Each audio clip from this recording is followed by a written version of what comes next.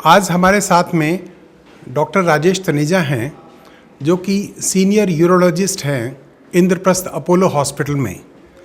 एक टाइम पे हम सोचते थे कि इंटरस्टिशियल सिस्टाइटिस कोई बीमारी हिंदुस्तान में होती ही नहीं है, पर ये एकमात्र ऐसे यूरोलॉजिस्ट हैं जिन्होंने इंटरस्टिशियल सिस्टाइटिस के बारे में जागरूकता पैदा की है, उसके बारे में एक पुस्तक भी लिखी है।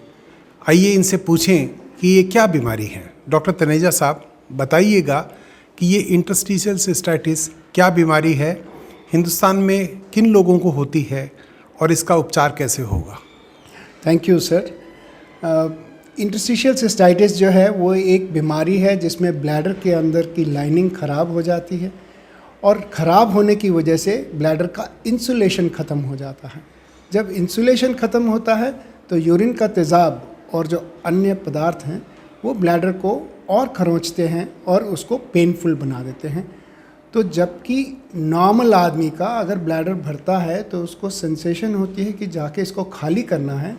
इस बीमारी से जो पीड़ित होते हैं उनके ब्लैडर में जब पेशाब भरता है तो उनको दर्द होना शुरू हो जाता है।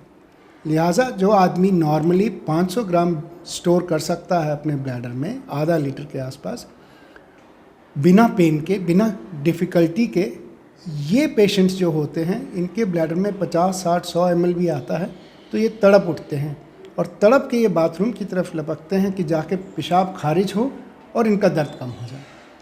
ऐसी स्थिति में ये लोग बाथरूम कम से कम नहीं तो 50-60 दफ़े जाते हैं 24 घंटे में। तो ये ज़्यादा समय अपना बाथरूम में बिताते हैं और कम समय बाकी ज़िंदगी में। ये इतने मिजरेबल होते हैं क्योंकि इनके टेस्ट में कुछ नहीं आता, यूरिन टेस्ट में कुछ नहीं आता, अल्ट्रासाउंड में नहीं आता, सीटी स्कैन में नहीं आता, यहाँ तक कि बहुत सारे पेशेंट्स की सिस्टोस्कोपी करके यानी कि ब्लैडर की एंडोस्कोपी करके भी कुछ नहीं मिलता। ऐसे में अगर इस चीज़ का पता ना हो तो मरीज़ और उसके जो परिजन हैं उनको ऐसा लगने लगता है कि ये कोई ऊपरी हवा है या कोई जादू टोना है, या जो फैमिली वाले हैं वो ये सोचते हैं कि ये मरीज़ जो है ये अटेंशन सीकिंग बिहेवियर है और ये मरीज़ हमको परेशान करना चाहती है। सास सोचती है कि ये बहू परेशान करना चाहती है, इसको कोई बीमारी है नहीं, क्योंकि डॉक्टर लोगों को कोई बीमारी मिलती नहीं है। डॉक्टर साहब, ये बीमारी पुरुषों में अधिक होती है या महिलाओं में? ये आमतौर पे महिलाओं में अधिक होती है और पहले, आज से 20 साल पहले ये माना जाता था कि पुरुषों को होती ही नहीं, लेकिन हमारे प्रैक्टिस में हमने देखा है कि कम से कम 25% पेशेंट्स जो इस बीमारी से हैं वो पुरुष हैं। तो ऐसा नहीं है कि पुरुषों में नहीं होती है। आमतौर पे ये बीमारी किस अवस्था में शुरू होती है? ये बीमारी किसी भी एज ग्रुप में शुरू हो सकती है। मेरे पास 10 साल की एक बच्ची आई है जिसको इंटरस्टिशियल सिस्टाइटिस है और मेरे पास 75 साल की लेडी हैं जिनको इंटरस्टिशियल सिस्टाइटिस है। तो ये कोई एज, कोई ग्रुप नहीं होता है। ये तब होता है जब ब्लैडर में जो लाइनिंग है वो ख़राब हो। ब्लैडर की लाइनिंग इसलिए ख़राब होती है या तो इम्यूनोलॉजिकल रीज़न होता है, कोई एलर्जी होती है, या फिर किसी तरह के कोई डाइट कोई चेंज करता है तो डाइट का जो मेटाबोलाइट होता है वो जाके ब्लैडर को हर्ट करता है। डॉक्टर साहब, आमतौर पे हमने सुना था कि खाने पीने का रोल सिर्फ पेट की बीमारियों में होता है और आप बता रहे हैं कि ये पेशाब की बीमारी में भी है, तो आपने इसके बारे में क्या किया है?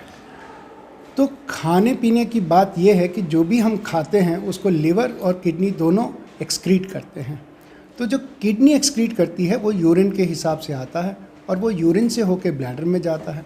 तो अगर आपने कुछ ऐसा खाया जिसका कि मेटाबोलाइट, जिसका कि एंड प्रोडक्ट किडनी में यूरिन के थ्रू निकलता है तो वो ब्लैडर को जाके हर्ट करेगा और ऐसे मरीज़ के ब्लैडर में तकलीफ़ हो जाएगी। तो लोगों को पता चलता है कि कुछ चीज़ खाने से उनके ब्लैडर में दर्द होता है। तो हमने बैठ के ये रियलाइज़ किया कि हम क्यों ना एक किताब लिखें और ये बताएं अपने मरीज़ों के कौन कौन से खाने से क्या क्या तकलीफ़ें हो सकती हैं। तो हमने एक किताब लिखी है जिसमें ब्लैडर फ्रेंडली डाइट लिखी जाती है।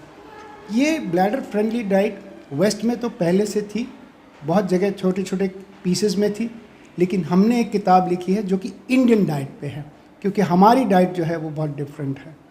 तो हमारे मरीज़ों के लिए ये बहुत ज़रूरी है कि दवाई और बाकी इलाज के साथ साथ वो अपने डाइट का ध्यान रखें। इस वजह से हमने डाइट जो है उसके लिए एक किताब लिखी है, Indian diet book for interstitial cystitis. Doctor साहब, इसमें कोई शल्य चिकित्सा का भी योगदान होता है क्या? बिल्कुल, शल्य चिकित्सा शुरू होती है सिस्टोस्कोपी से, यानी कि एंडोस्कोपी ऑफ द ब्लैडर। तो ब्लैडर की एंडोस्कोपी होती है, उसको भी हम ऑपरेशन ही समझते हैं। उसमें जब ब्लैडर में छाले होते हैं या ज़ख़म होते हैं, हम उसको जला देते हैं विद इलेक्ट्रोकॉटरी या लेज़र। उससे उनका दर्द जो है एकदम से गायब हो जाता है। इसको हनर्स अल्सर्स कहते हैं या हनर्स लीजन्स कहते हैं। बट सब इंटरस्टिशियल सिस्टाइटिस पेशेंट्स में हनर्स लीजन नहीं पाए जाते और उनमें हो सकता है कुछ भी ना पाया जाए। ऐसे में हमको बाकी चीज़ों का सहारा लेना पड़ता है, जैसे दवाइयाँ हैं, डाइट है और फिजियोथेरेपी है।